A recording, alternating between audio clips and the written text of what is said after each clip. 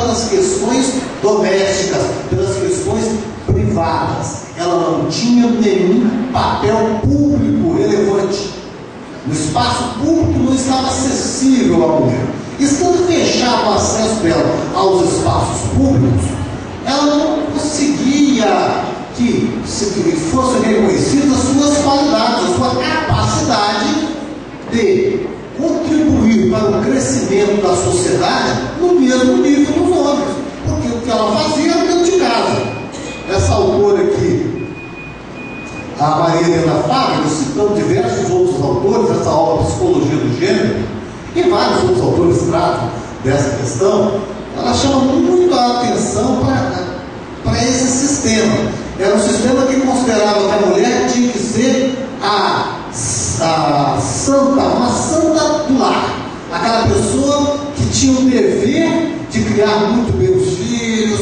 Se nós olharmos alguns programas televisivos, a gente ainda via aí, o Dorino Paraguaçu falava a minha santa mãezinha, se referindo à falecida mãe dele, mas é porque essa era a ideia de que a mãe ela tinha que cumprir um papel semelhante à mãe de Jesus Cristo, de ser uma pessoa que não tinha nenhuma mácula, que guardava uma honra, a honra sempre voltada porque ela respeitava o marido.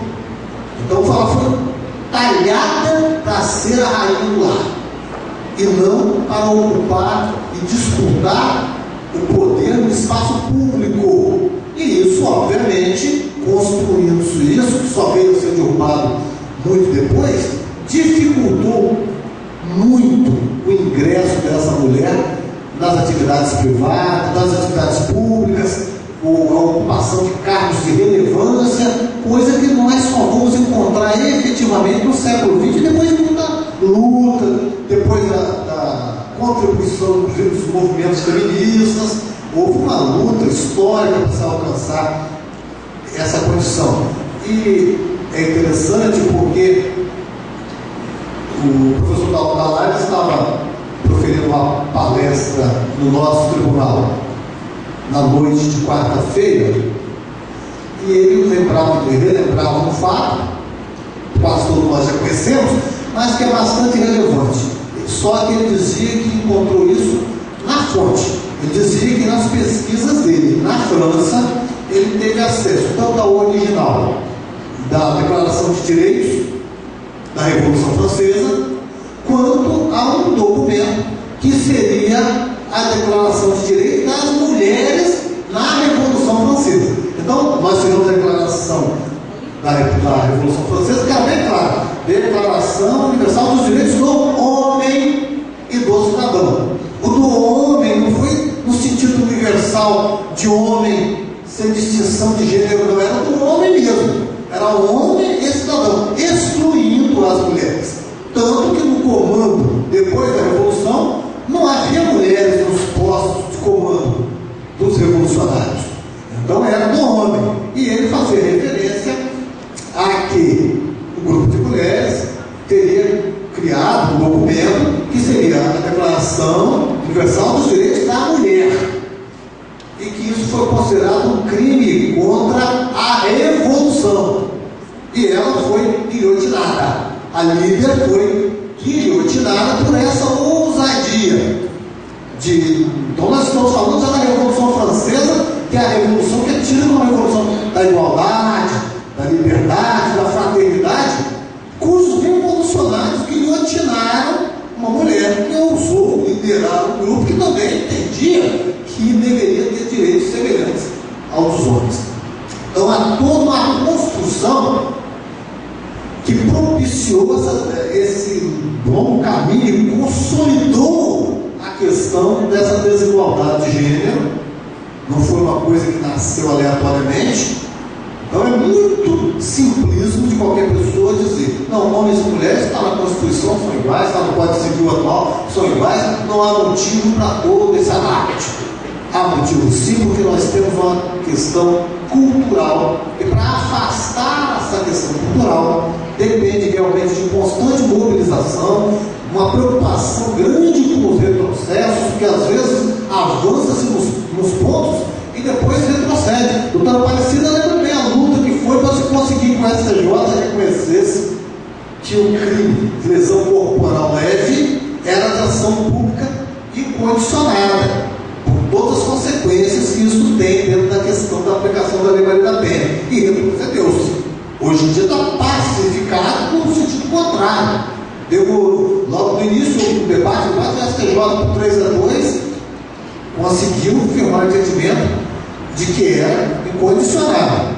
Então, caminhou um tempo lá no STJ isso aí, principalmente quando a desembargadora lá de Minas Gerais, a desembargadora Joane Silva, estava substituindo o STJ. Depois que ela saiu, imediatamente perdemos aquele voto e a questão reverteu, ficou 3-2 no sentido contrário, hoje em dia está pacificado no sentido contrário. Então, às vezes, até alguns avanços que se conseguem, depois eles conseguem retroceder, porque há efetivamente uma resistência muito grande, por ser uma questão que mexe com a questão cultural. E parece que isso é significativo de nós estarmos alertas.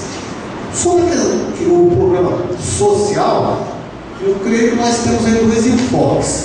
Nós verificamos, de modo geral, que a própria inspiradora da legislação da Lei Maria da Penha é uma pessoa que passou por problemas sérios de violência doméstica, e a pessoa que representa muito bem essa questão em termos de simbolismo, mas ela é de uma classe social mais alta, uma pessoa de nível superior, casada com uma pessoa também de nível superior, e isso não fez com que ela se livrasse das agressões.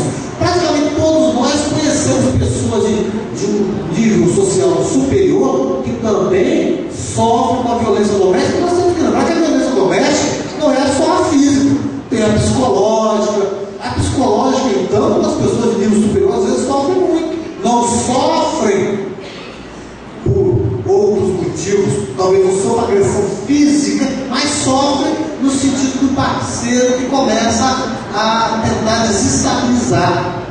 Essa pessoa não aceita que ela tenha uma condição social superior a dele, aí começa a criar uma forma de desestabilizá-la profissionalmente, de não deixar que ela tenha uma autoestima respeitável. Então tem várias formas de violência. Tem a questão patrimonial. Então, em todas as classes sociais nós encontramos esse problema. Mas, pelas pesquisas e pela experiência, nós verificamos que nas classes sociais mais menos favorecidas economicamente, o problema encontra outras agravantes. É porque uma delas é que a pessoa se submete à violência porque ela não vislumbra uma forma de sair.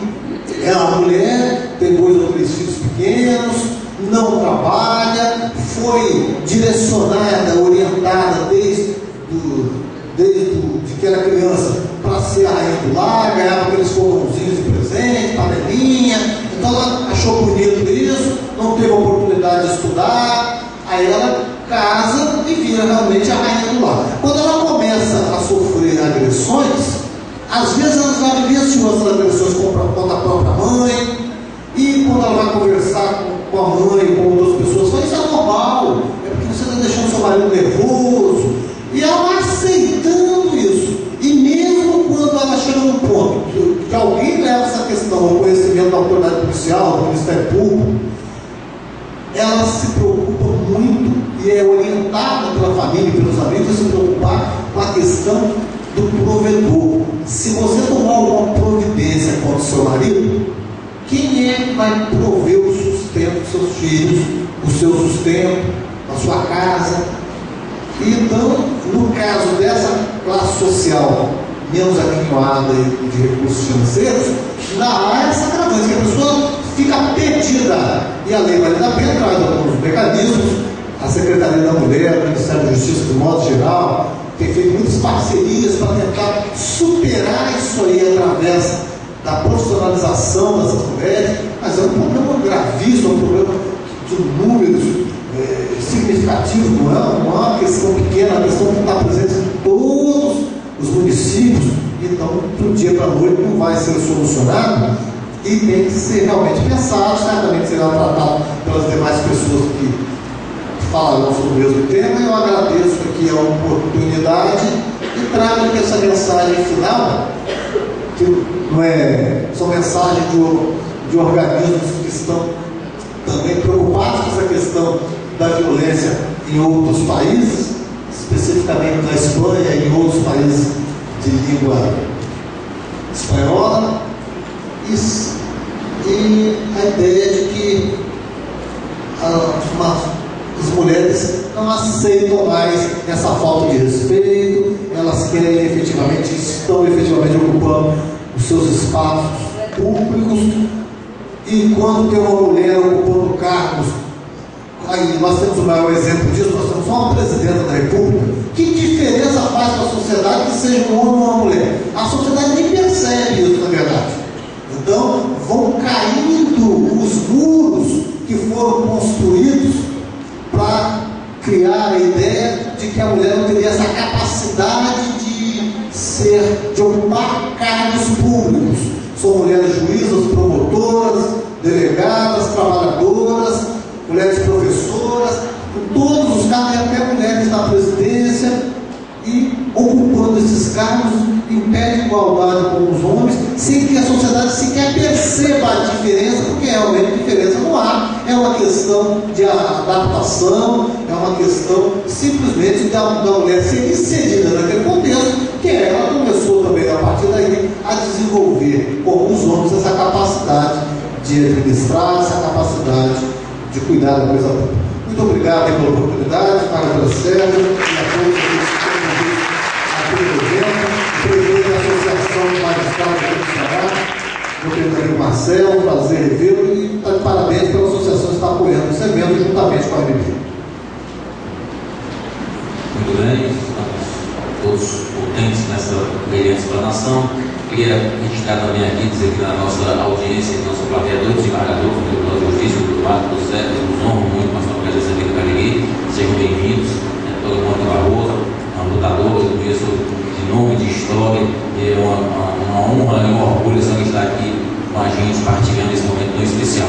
Nossos colegas juízes aqui também, o Marcelo, aqui nosso presidente da associação, o Ângelo de São Velho, Carlos Henrique de Fortaleza, Lúcia, aqui de Juazeiro, o Nadir também, a nossa colega aqui de Juazeiro, Everlândia, promotor de justiça, e aqui, inspirado aqui no doutor Sérgio, minha mulher está